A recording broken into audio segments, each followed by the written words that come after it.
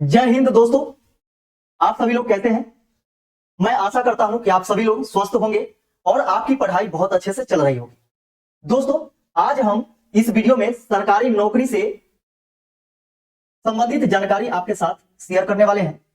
आखिर सरकारी नौकरी क्या होता है, सरकारी नौकरी कैसे प्राप्त की जाती है, आखिर सरकारी नौकरी के लिए इतना भीड़ क्यों होता है, इस सारा जवाब आप पाने वाले हैं। और आप यदि अभी नए नए इंटर का परीक्षा ही दिए हैं और आपको दिमाग ही नहीं काम कर रहा है कि हम नौकरी की तैयारी कैसे करें, तो इसमें सारा जवाब आपके लिए रखा हुआ है। इसलिए हम इस वीडियो का नाम दिए हैं आपका प्रश्न और मेरा उत्तर। इसलिए इस वीडियो को जरूर से जरूर देखिएगा और अपने दोस्तों में शेयर कीजिएगा। तो आइए यहाँ पे देखते हैं हम लोग। जोश और जुनून का नाम है सरकारी नौकरी।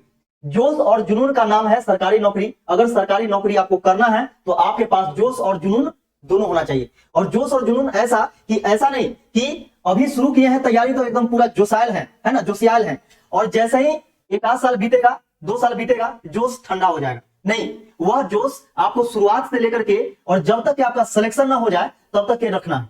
और ऐसा जोश हमेशा बरकरार रहा तो आप विश्वास रखिए कि आप जॉब ले लेंगे। दुनिया के कोई माई का लाल नहीं है जो कि आपको जॉब लेने से रोक सकेगा। तो आइए देखिए आपका प्रश्न और मेरा उत्तर में। पहला यहाँ पे प्रश्न क्या है?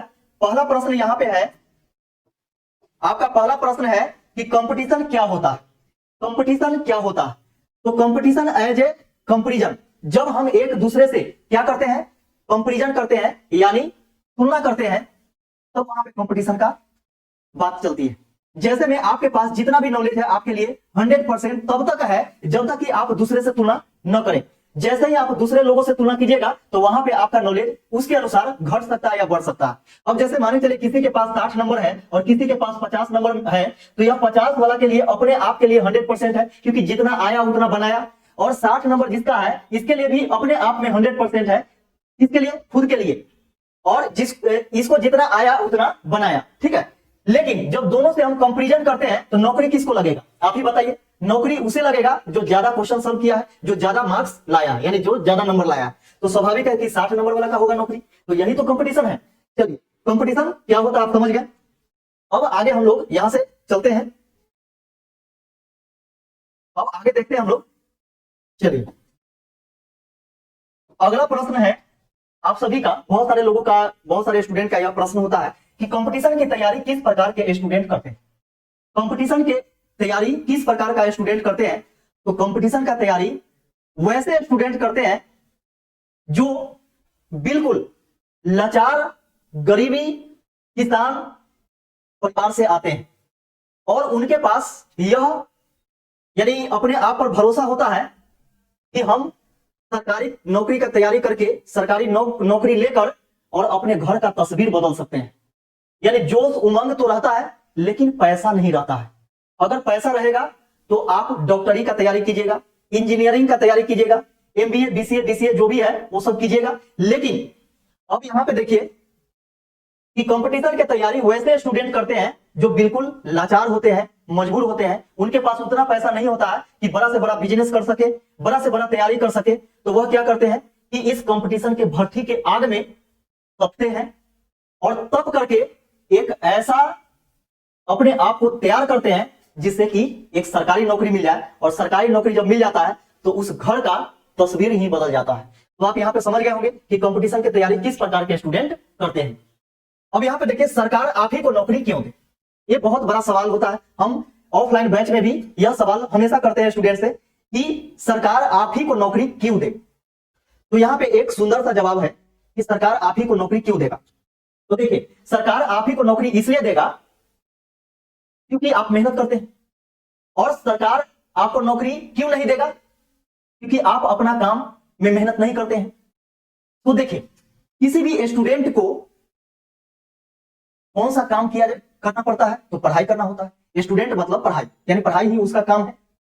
अब सोच के देखिए कि आप कोई काम करते हैं तो उस काम में आपका कितना ईमानदारी है, आप कितना मेहनती है, यह डिपेंड करता है आपको जॉब लेने के लिए।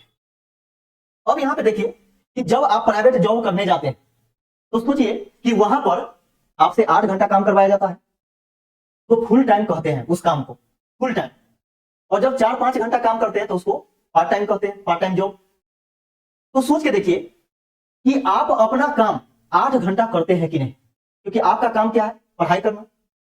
यदि आप अपना काम 8 घंटा करते हैं, इसका मतलब जिसके यहां आप जाने वाले हैं सरकारी जॉब लेकर के, जिसका काम करने वाले हैं सरकार का, तो सरकार भी देखता है कि क्या वह जो आदमी मेरे पास आ रहा है वह अपना काम ईमानदारी से किया है कि नहीं और फुल टाइम काम किया है कि नहीं।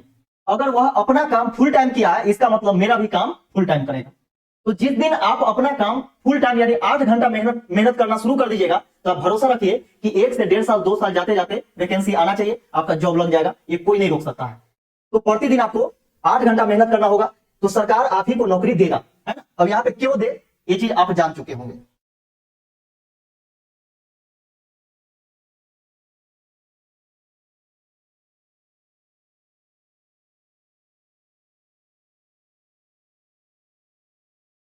हाँ,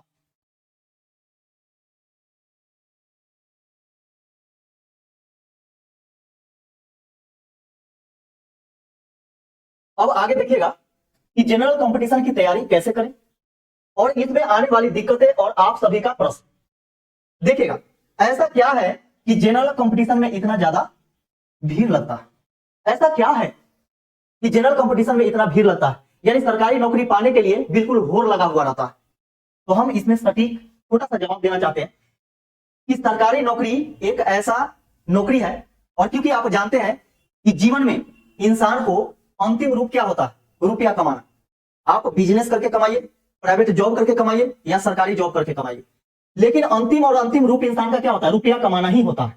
तो यहाँ पे देखिएगा कि ऐसा क्या है कि जनरल कंपटीशन में इतना ज्यादा भीड़ लगता है।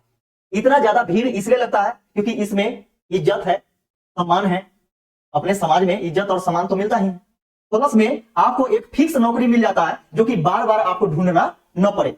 इसलिए लोग, हर इंसान चाहता है कि हम फिक्स हो जाए और हमें बार बार नौकरी ढूंढने का जरूरत न पड़े। इसके लिए क्या करता है कि लगातार मेहनत करता है कि जितना दिन ढूंढने में लगे, एक ही बार लगेगा, बाकी बार क्या है कि जीवन भर हम नौकरी नहीं ढूंढेंगे। और ये भी है कि बहुत सारे ऐसे छोटे छोटे प्राइवेट जॉब हैं जिससे ज्यादा पैसा मिलता है सरकारी नौकरी में। आप चाहेंगे तो जितना ज्यादा यानी जितना आपके पास नॉलेज रहेगा, नॉलेज के अनुसार आप कमा सकते हैं, है कि नहीं। जैसा नॉलेज होगा वैसा पोस्ट मिलेगा, जैसा पोस्ट होगा वैसा सैलरी होगा, है कि नहीं। तो इसलिए यहाँ पे आप ये चीज समझ गए होंगे कि ऐसा क्या है कि जनरल कंपटीशन में इतना ज्यादा भीड़ लगता है।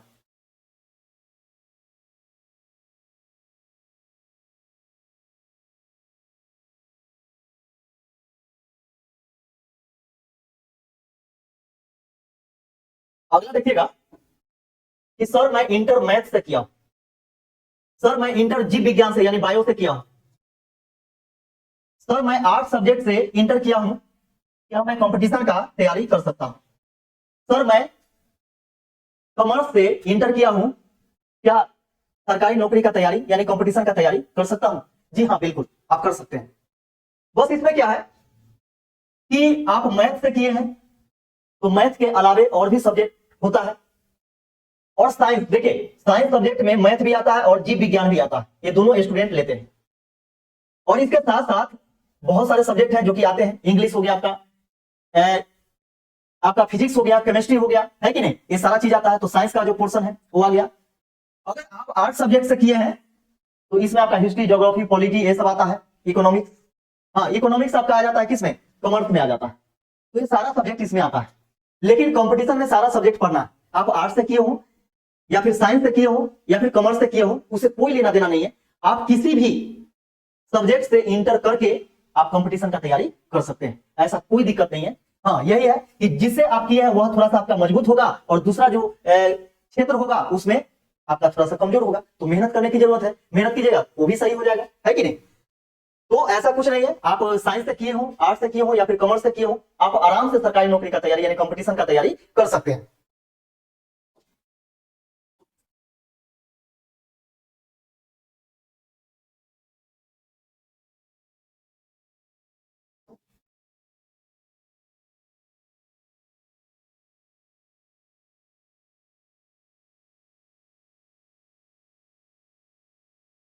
सर जनरल कंपटीशन का कोर्स कितने दिनों का होता है, ये सबसे ज्यादा बार पूछा गया क्वेश्चन है और इसका बहुत बेहतरीन जवाब है, सटीक सा जवाब है, सुनिएगा।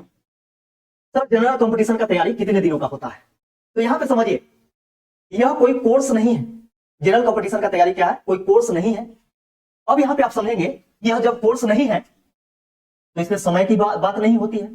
समय की बात वहां पे होती है जहां पे कोर्स होता है। तो आप देखते होंगे कि मैट्रिक, इंटर, ग्रेजुएशन, ये सब क्या है, एक कोर्स है।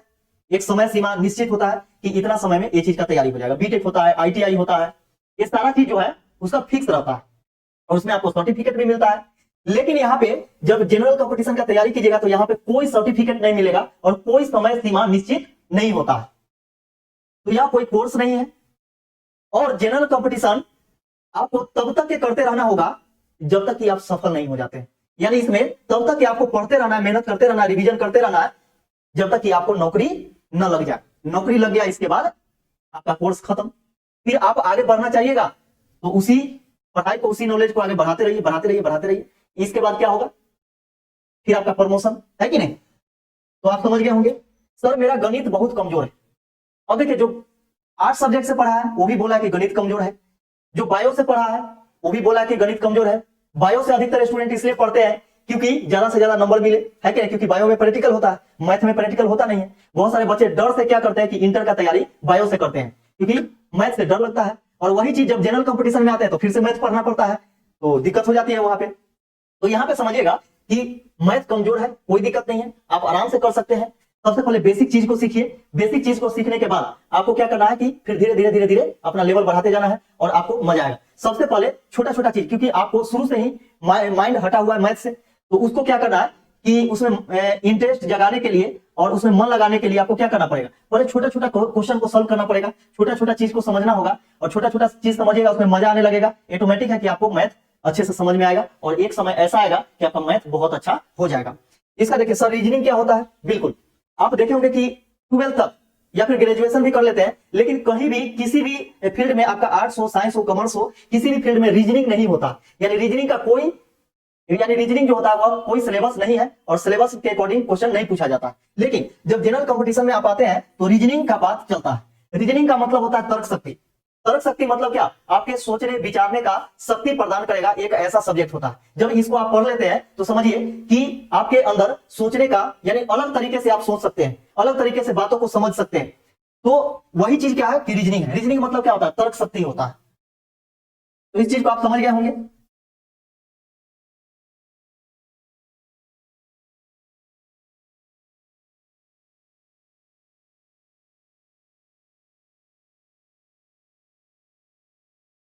अब देखिए मेन जो दिक्कत अब सामने आ रहा है आपका, ये बहुत बड़ा दिक्कत है और ये बहुत बड़ा प्रश्न है।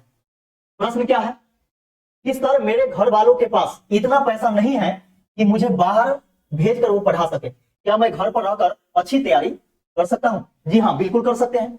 आपके पास उमंग होना चाहिए तैयारी करने का, आपको अपने आप पर भरोसा होना चाहिए कि हम कुछ कर सकते हैं, कुछ अच्छा कर सकते हैं। तो जब तक कि आपके ऊपर अपने आप पर भरोसा नहीं होगा तब तक कि आप नहीं कर सकते हैं। हाँ, इसके लिए आपको क्या करना पड़ेगा, उस प्रकार का माहौल बनाना पड़ेगा कि हमको पढ़ाई करना है, पढ़ाई करने के बाद कुछ जरूर बनना है, कुछ करना है लाइफ में, ताकि हमारे परिवार का, हमारे समाज का नाम रोशन हो और हमें इज्जत प्रतिष्ठा मिले। तो ये चीज अपने आप में कमिटमेंट करके, अपने आप से प्रॉमिस करके आपको करना पड़ेगा।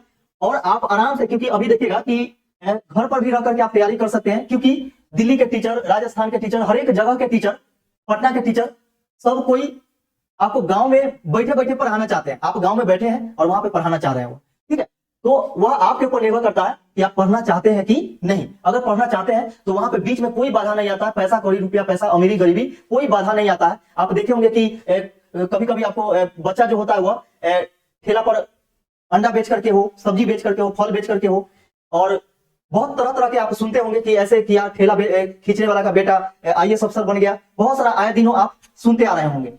तो वहां पे बीच में ये सब बाधा बिल्कुल नहीं आता है। बस आपके पास यह उमंग होना चाहिए और ये चीज होना चाहिए कि जब गरीब घर में हम जन्म लिए हैं तो उसमें मेरा कोई कसूर नहीं है, लेकिन गरीब बन करके पूरा जिंदगी गुजारना वो सबसे बड़ा कसूर होगा। इसलिए आप जैसे भी कंडीशन में, जिस भी तरह के परिवार से आप हैं और आपको लग रहा है कि हमको उस परिवार को आगे ले जाना है, तो आपको मेहनत करना पड़ेगा और वहां पे गरीबी बाधा नहीं बनेगा और आप गांव में रह करके आराम से तैयारी कर सकते हैं, उसमें कोई बाधा नहीं आएगा। देखिए सर मैं अभी अभी इंटर पास किया हूं, आगे क्या करूं कुछ समझ में नहीं आता है। जी हाँ, ऐसा होता है, क्योंकि जब आप इंटर पास करते हैं तो फिर न ही तो आगे कोई बताने वाला होता है और ना कोई पीछे से सपोर्ट करने वाला होता है एजुकेशन के मामले में।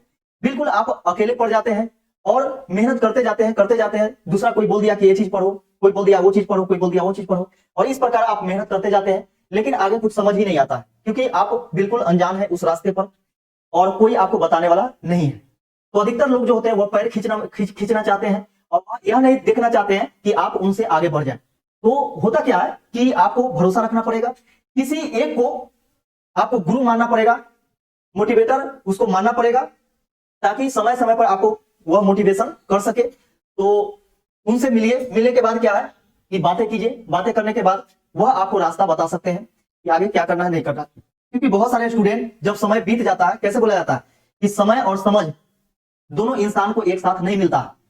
जब समय रहता है तो समझ नहीं रहता है, जब समझ रहता है तो समय नहीं रहता है। इसलिए अभी अगर आपके पास समय है तो कोई अगर समझाने वाला मिल गया और सही ढंग से समझाने वाला मिल गया तो उस पर भरोसा कीजिए और आगे तैयारी कीजिए, और आगे आपका जो समय वेस्ट होने वाला है जाने अनजाने में वह नहीं हो पाएगा और आप अच्छे से तैयारी कर सकते हैं।